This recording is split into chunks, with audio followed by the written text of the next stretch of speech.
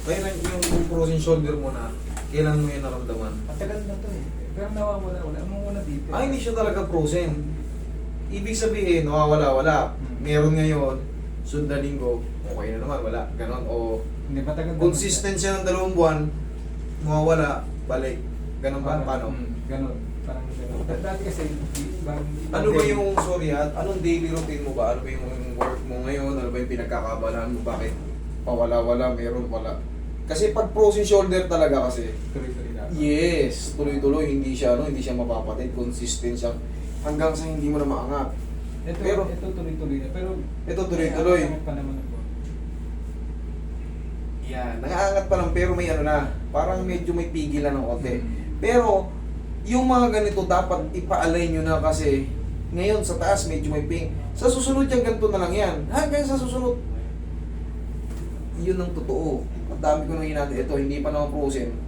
Ito, sabi ko hindi frozen, malambot. Kasi, based din sa mga assess ko sa inyo, kung ano yung sasabihin nyo. Katulad yan, hindi siya consistent. Ibig sabihin, hindi talaga yung frozen. Maaring mga wrongdoing lang, baka sa pagtulog, naiipit. Ganun lang, sa mga buwan-buwan. Pag hindi ko agad maiangat ng ganun. Okay, yun nga, sa mga baka may naiipit lang ano. Pero nga hindi ko siya makonsider na frozen shoulder kasi sabi ni Sir kanina frozen shoulder. Hindi ko. May naiipit lang dyan, konting align lang yan. Madali lang yan. Hindi naman kayo diabetic. Diabetic. Diabetic kayo. That's why, binibisita yung ano. Makinig kayo sa, manood kayo sa mga ano, mga vlogger na doktor. Madalas ko kayong ini-encourage sa mga video ko. Maraming vlogger na doktor. Para meron din kayo knowledge mo. 90% pala talaga sa mga taong diabetic, pinibisita ng mga shoulder problem. Ngayon, pagka nagkaroon kayo ng shoulder problem at hinayaan nyo lang yan, sa susunod, frozen shoulder na kayo agad. Ilang taon na po kayo, sir? 41. Bata pa kayo. Halos magkaidaran lang tayo. Ano ba, genetics? Lahi nyo? O hindi? Relax lang. Yung diabetic.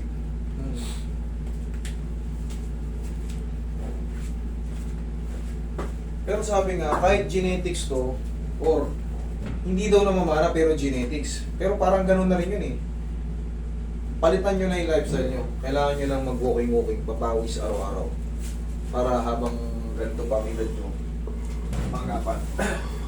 Kasi may kakambal ang diabetic ng high blood at stroke. Hindi ka kang patagilid, kubarin mo yung susunod. Yan ang kakambal niyan. Stroke.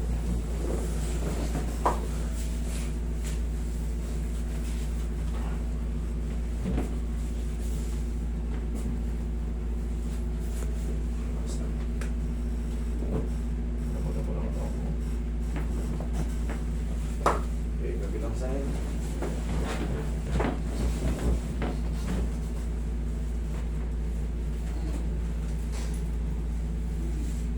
Relax lang. Okay, taba ka, sir.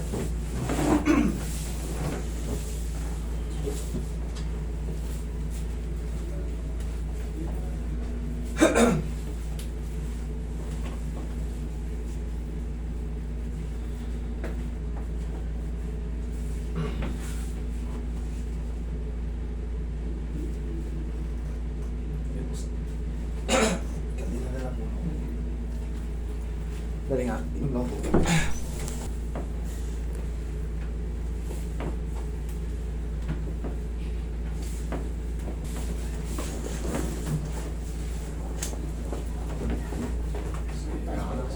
Sabi niya ito niya.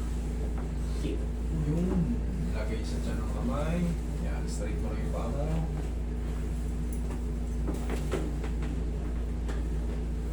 Relax na. Inhale. Exhale.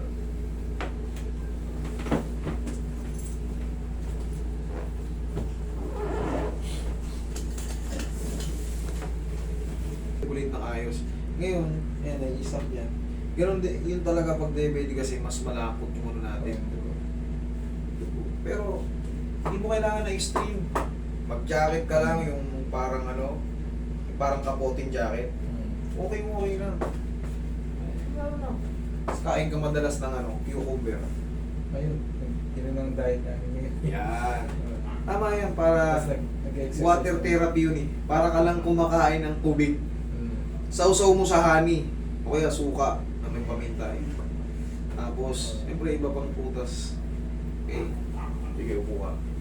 Para kasi, bata ka pa eh. Mahirap yung makaranas ng ano, ganyan.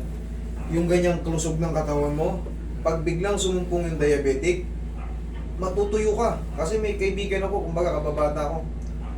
Talagang tuyo-tuyo siya. Dati ang taba niya. Para yung leg pa nga niya, may mga ano-ano eh. Dahil so, medyo mataba eh. Pero nung tinamaan ng diabetic, lahi kasi nila eh. Talagang nangayayat, hindi mo makilala. Kumbaga, makintab yung balat. Makintab yung balat niya tapos parang maputi siya dati. Parang iba na yung puti niya. Parang binarnisan. Ganun yung tsura no. Parang binarnisan. Ganun. Ang makintab. Yes. Pero ano lang yan. Walking na. Sabay kayo mag-ano. Total, nagda-diet na kayo. Dire-diretso nyo na. New Year's resolution natin. Malaki na rin yung nabawas na natin ko. Higit sa pagpito na rin. Ay, dati kang matabang mataba. Eh, Ano? Oo, medyo. Pero medyo pumayat na rin. Okay yun. Kasi Kita nyo, mahirap mag-diet, mahirap magbawas ng timbang. Dahil sa dami ng masasarap na pagkain. Sobrang daming masarap, ang daming anli. Tapos, malaking bagay na yun, nakabawas ka ng 10 kilo. Sobrang sarap no. Iba, pinapangarap nga kahit 1/2 lang eh. Grams ka lang, bumaba basta malaman nilang pumayat. Pero ikaw, wag. Tsaka hindi ano, kumbaga sir, hindi maganda, hindi pangit yung pagkakapayat mo. Sakto lang siya. Meron kasing nangayayat na ano, hindi nag-diet, yung baga talagang tinuyo ng diabetes. Yun ang ibig ko sabihin. Sa'yo, maganda yung ano mo, balance yung bawas ng timbang mo eh. Tsaka yung balat mo, hindi ano, hindi siya yung parang sinasabi ko, yung parang binarnisan.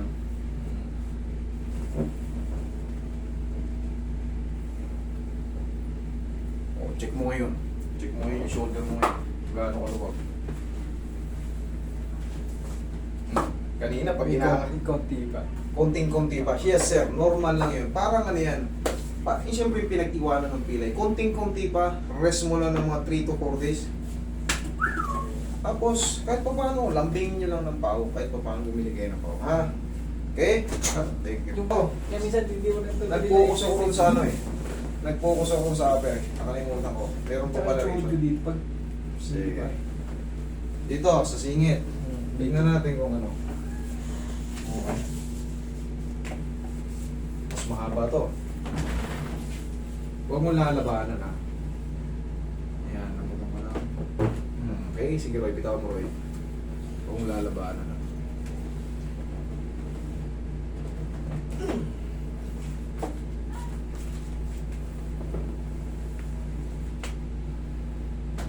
Perfect.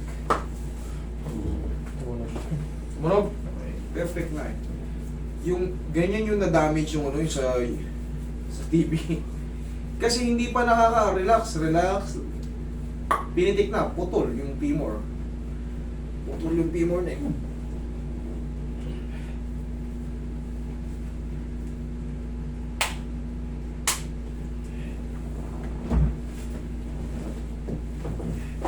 Magic Pau. May wagang pau yan, pag gagamitin nyo yung pau, ito, alugin nyo muna.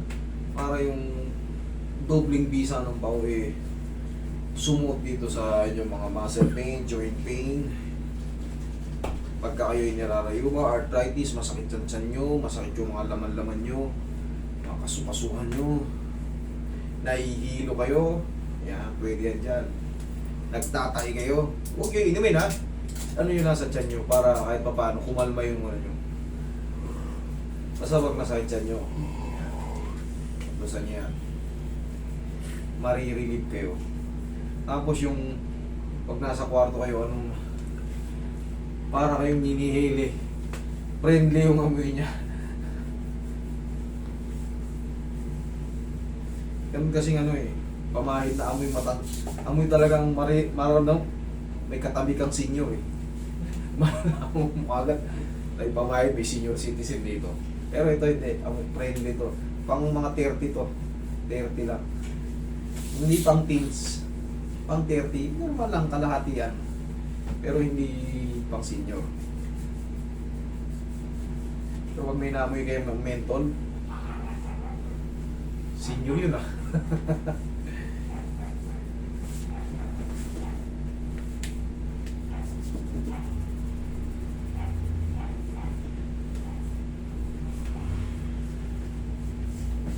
Oh, testing, lahat.